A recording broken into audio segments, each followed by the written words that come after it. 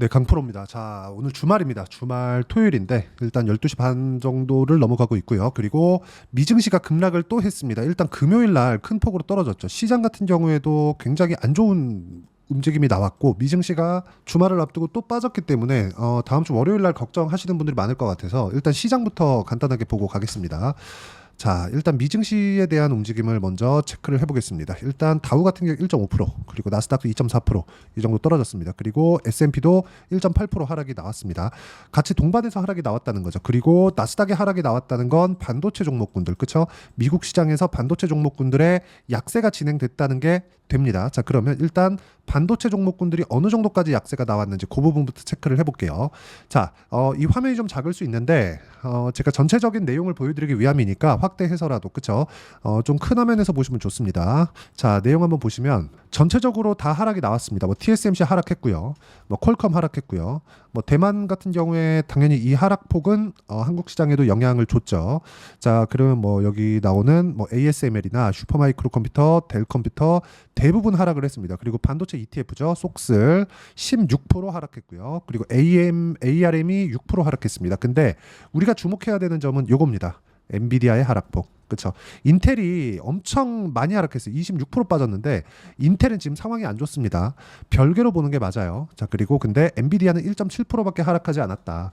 이런 분위기가 왜 나올까요? AI 투자를 지속하겠다는 걸 마이크로소프트, 메타, 구글 모두 다 발표를 했기 때문에 그렇습니다. 우리가 자꾸 오해하는 것 중에 하나가 지금 하락하는 이유는요, 기업들의 실적 때문이 아닙니다. 근데 지금 어닝 시즌이에요. 그러니까 자꾸 엮어서 보려는 그런 움직임을 보이는데 절대 아닙니다. 자, 그래서 미증시 같은 경우에는 거의 투매급의 움직임을 보이고 있고 여기서 하락하기 위해서는 경기 침체가 아닙니다. 그렇죠? 경기 침체가 아니라 경기 침체 구간에서 예상하지 못하는 상황이 발표가 되어야 돼요. 근데 그런 상황이 나올 수 있는 움직임은 없다. 만약에 그런 상황이 나오려면 전체적인 종목군들이 다 빠져야 돼요. 엔비디아도 수요가 감소될 수 있는 그런 이슈로 인해서 막 10%씩 15%씩 이렇게 빠져야 되는데 그게 아닙니다. 엔비디아는 지금 실적 기대감을 가지고 있고 그 기대감에 충족을 시킬 겁니다. 중요한 건 3분기 이후에 투자가 어느 정도 이루어지면서 수요가 감소되지 않고 지속되느냐, 그 부분이 중요한데 엔비디아 쪽으로 투입되는 자금, 그렇죠? 이게 증시에서 수급상의 자금이 아니라 기업들의 투자 자금이 지속된다는 걸 실제 실적 발표에서 나왔습니다. 그게 엔비디아 실적 발표에서 나온 게 아니라 마이크로소프트를 포함해서 빅테크들의 실적 발표에서 그런 코멘트가 나왔다. 그리고 실제 주문량이 계속되고 있습니다. 자, 그러면 수요 둔화에 대한 부분은 전혀 걱정할 필요가 없다. 그리고 이걸 하기 위해서는 AI 시대를 선점하기 위함인데 선점하는 과정 속에서 사용량 증가를 보면서, 그렇죠? 사용량 증가를 보면서 투자를 진행하는 것이기 때문에 사실상 뭐 부담이 없다고 하면 거짓말이겠지만 빅테크 기업들에서도 나름의 계획을 가지고 투자를 하고 있는 거다. 이런 부분에 대해서 발표를 했습니다. 자, 그러면 지금 상황은 이런데 왜 이런 하락이 나오는 것일까요? 그런 판단을 하는 게 중요한데 그 판단에 대한 부분은 요겁니다. 자, 일단 7월 30일 여기까지는 괜찮았어요. 여기 보면 졸트가 나오긴 했지만 고용 관련된 지표입니다. 여기 그렇게 큰 뭐 위험 요소는 없습니다. 그리고 문제는 8월 1일부터 발생을 합니다. 자, 여기 보면 이게 나오죠. 그렇죠? ISM 제조업 구매자 관리 지수. 이게 나옵니다. ISM 제조업 지수가 예상치가 48.8이었습니다. 근데 49 이하는 침체로 보는 게 맞습니다. 그러니까 애초에 침체로 보고 있었다는 거예요. 48.8. 50에서 49 정도까지 간다는 건 그러니까 조금 여유롭게 보면 한 51 이하는 침체로 보는 게 맞습니다. 근데 이미 침체로 들어갔다는 그런 예상치가 나와 있죠. 근데 실제치가 46.8로 발표가 됐습니다. 그러면서 뭐가 나왔나? 미증시 급락 나왔죠. 그리고 금요일 날에 한국 시장의 급락이 나온 겁니다. 자, 근데 금요일 날 발표된, 그렇죠? 오늘 새벽에 마감된 미증시 같은 경우에 어떻게 됐나요? 고용 지표 박살났죠. 실업률 올라갔습니다. 그렇죠? 그리고 시간당 임금 낮아졌습니다. 경기 침체에 신호탄이 올랐다. 자, 그러면서 뭐가 나왔나요? 금리가 폭등을 했습니다. 금리가 10년물 기준에서 자, 내용 보면 간단하게 나올 수 있는 그런 부분이니까 자, 10년물 금리 기준에서 이렇게 됐죠. 여기입니다. 3.792까지 낮아졌어요. 금리는 일부 채권 가격이죠. 채권 가격은 일부 고점이 나왔다고 보고 있습니다. 저는. 자, 근데 여기서 우리가 봐야 되는 게 딱 하나예요. 금리가 낮아진다. 그럼 채권 가격이 높아진다는 겁니다. 그럼 채권을 팔지 않고 사고 있다는 게 됩니다. 근데 엔화, 그쵸? 일본 금리 올랐죠. 자, 그러면 여기서 일본 금리가 높아지고 미국 금리가 낮아지면 엔캐리 트레이드 나오는 거 아니야? 야, 이거 그 자산시장 박살나는 거 아니야? 이렇게 생각하실 것 같은데 전혀 아닙니다.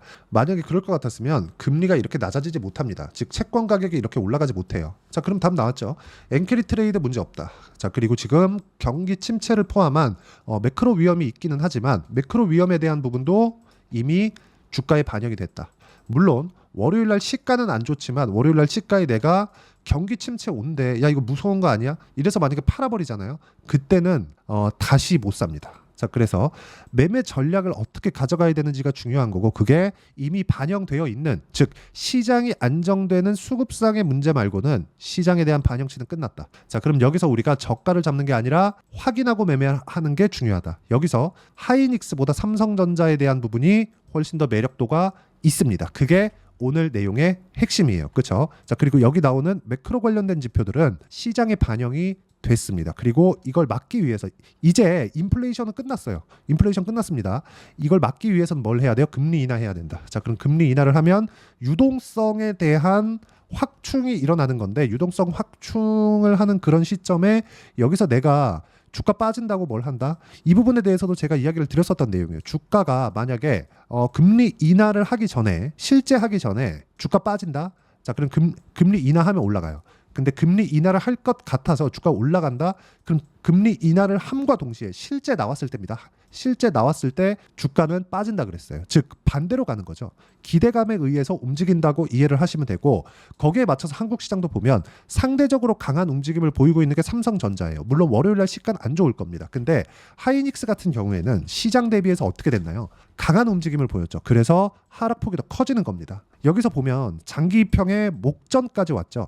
여기를 수렴하는 정도가 나올 겁니다. 장중에 반등이 나올지는 모르겠는데, 일단 삼성전자 같은 경우에는 여기 추가적으로 4%가 떨어져서 장기평 수준인 76,000원 정도까지 내려간다고 하더라도 반등의 움직임을 봐야 되는 게 맞다. 여기 내용까지 공감이 된다면, 즉 반영됐다는 것에 공감이 된다면 댓글로 공감이라고 적어주시면 제가 여기 그쵸? 선반영 관련한 영상을 다시 찍어서 올려드리도록 하겠습니다. 자, 근데 여기서 우리가 봐야 되는 건 경기 침체가 오는 것에 대한 부분을 우리가 예상하지 않는 것입니다. 이건 몰라요. 와봐야 알아요. 근데 경기 침체가 올 수도 있어서 주가가 빠지고 있는 건 팩트예요. 금요일날 폭락했죠, 시장.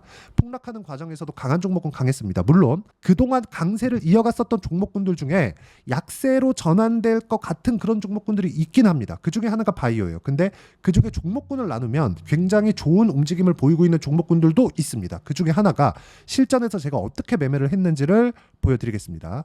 자, 내용 한번 보시면 여기 보면 그 넥슨 게임즈가 있는데, 제가 여기 보면 16% 그쵸? 이틀 동안 보유해서 16% 정도 수익 구간이 나왔죠. 근데 타점 보세요. 상승하는 구간을 확인했을 때 16% 수익 구간을 만들어내고 빠졌습니다. 자, 그리고 반도체 관련돼서 이야기를 드리고 있으니까 반도체 종목군과 지금 얘기를 들었었던 바이오 종목군에 대해서 제가 어떤 식으로 대응을 했는지를 보여드리겠습니다. 간단합니다. 알테오젠 내용 보시면 어때요? 상승하는 구간, 상승하는 구간, 상승하는 구간. 그렇죠?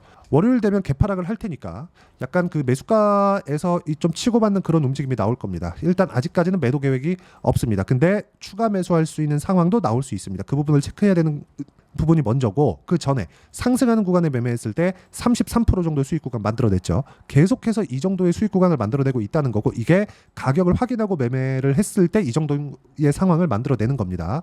자, 그리고 이 내용에 맞춰서 매매를 했을 때 어느 정도까지 수익을 낼 수 있느냐. 자, 정확하게 1월 1일부터 8월 달까지 300%가 넘는 수익 구간을 만들어냈기 때문에 가격을 보는 것은 너무 중요한 이야기가 됩니다. 자, 그러면 우리가 이쪽 구간에서 가격을 보고 매매를 했을 때 어떻게 해야 돼요? 상승하는 구간을 확인하고 매매를 해야 된다는 게 가장 중요합니다. 자, 그리고 이 내용에 대한 부분은 제가 계속해서 말씀드리죠.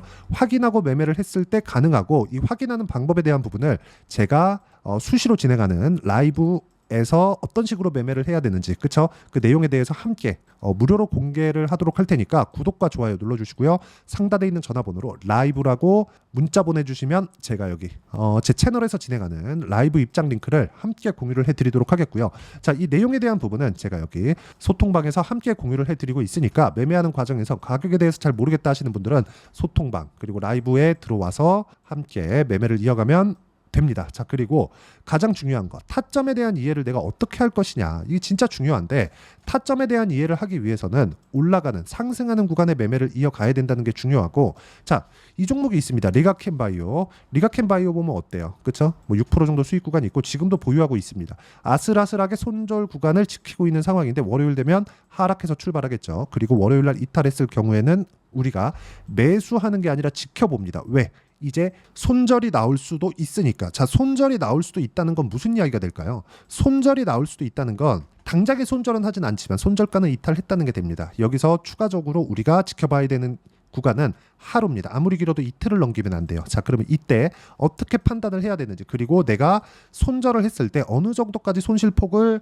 늘릴 수 있는지 그 부분에 집중을 하셔야 되고, 이것도 가격 전략 안에 포함이 되고, 이런 부분 모두는요 확인하고 매매했을 때 중요한데, 이걸 보고 우리가 반대로 이해를 해야 될 필요도 있습니다. 시장은 엄청나게 빠졌는데 리가캔바이오는 그렇게 많이 빠지지 않았죠. 기대감이 있다는 겁니다. 자, 그러면 추가적으로 월요일 날 하락한다는 건 뭐 때문에 빠지는 거죠? 시장 때문에 빠진다는 거죠. 시장 때문에 빠지는 것도 반등은 하겠지만 여기서 바로 반등할 수 있느냐 없느냐, 이것조차도 가격 전략이 되기 때문에 이 가격 전략에 대한 부분을, 그쵸, 삼성전자를 포함해서 어떤 식으로 매매 타점을 잡고 그리고 가격 전략을 어떻게 잡아가야 되는지 그 내용을 여기 소통방, 그리고 제가 라이브에서도 함께 공유를 해드리도록 할 테니까 구독과 좋아요 눌러주시고요. 상단에 있는 전화번호로 구독 또는 라이브라고 문자 보내주시면 제가 여기 소통방 입장 링크를 순차적으로 공유를 해드리도록 하겠고요. 자, 이런 가격에 대해서 어떤 식으로 잡아야 되는지 그 내용에 대한 부분은 여기 삼성전자의 단기 보유 전략, 그리고 단기 보유 전략을 이용해서 삼성전자의 실시간 타점을 제가 문자로 공유를 해드리도록 할 테니까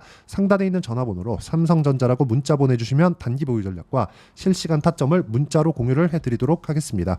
자, 내용 정리하면 그렇습니다. 어떤 종목이든 가격이 먼저 반영하기 때문에 올라가는 구간에 공략을 해야 되지만, 지금과 같은 시장이 어려운, 그렇죠? 시장이 어려운 상황에서, 시장이 폭락하고 있는 이런 상황에서는 내가 역으로 생각을 해야 된다. 자, 앞으로 좋아질 만한 내용이 있어서 올라가는 건데 지금은 나빠질 만한 내용이 있는데 나빠지는 것에 대한 결정은 나지 않았다. 자, 그러면 최악의 상황은 지금이라는 거지, 앞으로 경기 침체라는 확정을 내렸을 때 주가는 반등합니다. 왜? 그거에 대한 해결책이 나오니까. 이게 답이에요. 그리고 이 내용에 맞춰서 가격대를 잡고 어떤 식으로 매매를 이어갈지는, 그렇죠, 어떤 타점을 잡는지에 따라서 갈라지는 거니까 그 내용에 대해서 제가 지금까지 이야기를 드린 겁니다. 자, 어떤 식으로 판단하고 이해할지 그 내용에 대해서 제가 상세하게, 그쵸, 상세하게 이해를 시켜드리도록 할 테니까 영상 끝까지 시청하시고요. 모든 분들이 성공 투자하셨으면 참 좋겠습니다. 자, 24년도가 돼도 여전히 시장은 녹록지 못합니다. 이런 상황이 벌어지는 건 어쩔 수 없습니다. 이런 상황에서도 수익이 나는 종목들의 구조는 변하지 않습니다. 즉, 대시세 종목에 대한 구조는 변하지 않는다는 거고, 실제 제가 소통방에서 지속적으로 이야기를 드리고 있는 내용도 대시세 종목이나 시장 주도주를 공략하는 건 철저하게 가격 분석을 하라고 이야기를 드리고, 가격 분석 이후에는 이슈에 대한 파악, 그리고 이슈를 파악하고 나서는 다시 내가 얼마에 매수할지 그 타점에 대한 부분을 지속적으로 언급을 하고 있습니다. 자, 근데 생각해 보세요. 시장이 굉장히 어려웠습니다. 어려운 상황에서의 어떤 종목들이 강했냐 보면 반도체와 그리고 바이오입니다. 자, 실제 여기 보면요.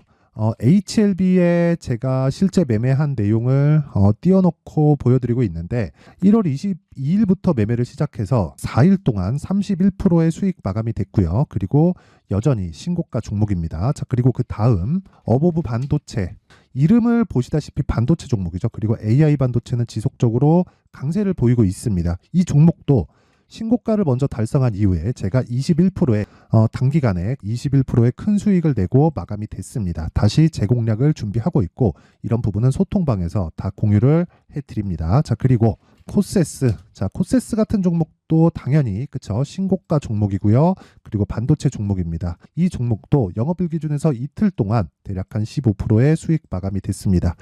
내용을 한번 보시면 어떻습니까? HLB를 포함해서 뭐 30%, 20%, 뭐 15% 이런 식의 수익이 지속적으로 발생하고 있는데, 이 세 종목 모두 다 신고가 종목이고 1월 달에 시장이 약세를 보이고 있는 구간에서도 강했었던 그런 종목입니다. 특징점이 하나 있는데, 그 이슈에 앞서서 가격이 먼저 반영했다는 거죠. 그렇게 제가 가격을 먼저 보고 이슈에 대해서 파악하는 이유는 결과적으로는 큰 시세를 먹기 위한 사전 준비 작업입니다. 실제로 큰 시세를 먹기 위해서 사전 준비 작업을 했을 때 여기 레인보우 로보틱스 127% 그리고 ISC 98% 그리고 한미반도체 97%의 큰 수익을 내는 상황을 만들 수 있습니다. 어떤 식으로 소통방에서 진행됐는지 그쵸? 그 상황을 제가 이야기를 드린 건데 이런 상황도요 당연히 신고가를 공략했을 때 가능한 겁니다. 자 그러면 이번에도 마찬가지입니다. 그쵸? 정부 주도의 코리아 디스카운트 해소 방안이 2월 달에 발표를 하고요. 그리고 2월 달에 발표된 내용을 토대로 주가가 움직이는 게 아니라 이미 움직인 내용이 있죠. 실제 이 내용은 크게 중요한 게 아니라는 겁니다. 실제 움직인 내용을 보면 자 기아차입니다. 실제로 12월 달에 신고가를 만들어 놓고 정부에서 입김을 불어 넣으니까 순식간에 기아차를 포함해서 현대차 같은 거대 기업들의 주가가 2주도 채 되지 않아서 40% 정도의 큰 시세를 냅니다. 자 그러면 우리는 어떤 종목을 봐야 될까요? 이슈를 파악해야 되는 것도 맞지만 철저하게 가격에 맞춰서 매매를 해야 되는 게 당연히 중요합니다. 정부가 주도하는 정책 방향이 있겠죠. 그 방향에 맞춰서 우리가 종목을 찾을 필요가 있다. 자, 그러면 답이 나왔습니다. 정부가 주도하는 방향에 맞춰서 제2의 기아차를 찾는 게 지금은 중요하다. 근데 정부 정책의 방향에 맞게 가자. 그랬을 때 앞서서 제가 보여드렸었던 내용인 여기 레인보우 로보틱스 127% 그리고 ISC 98% 그리고 한미반도체 97%와 같은 수익을 낼 수 있습니다. 물론 시간에 대한 부분은 최소 2주의 시간이 필요하고요. 그리고 최장 3개월 안에 끝내야 됩니다. 자, 기아차의 시세를 보셨던 것과 같이 2월 달에 정부 정책의 방향이 결정되고요. 바로 3월 달이면 시행입니다. 자, 그러면 우리는 거기에 맞춰서 당연히 종목을 찾아야 되고 제가 제2의 기아차를 찾아놨습니다. 제가 아까 전에 소통방에서 이야기를 드렸었던 내용 다 공개를 해드렸는데 그 내용처럼 종목만 받고 싶다 하시는 분들은요. 상단에 있는 제 전화번호로 대시세 자 대시세라고 문자를 보내주시면 정부 정책의 방향에 맞는 종목을 모든 분들에게 무료로 공개를 해드리도록 하겠습니다. 자, 제가 원하는 건 채널 성장이 목적입니다. 자, 그래서 구독과 좋아요 꼭 좀 부탁드리고요. 모든 분들이 정부 정책에 맞는 방향으로 매매를 이어가서 큰 수익 보셨으면 좋겠습니다.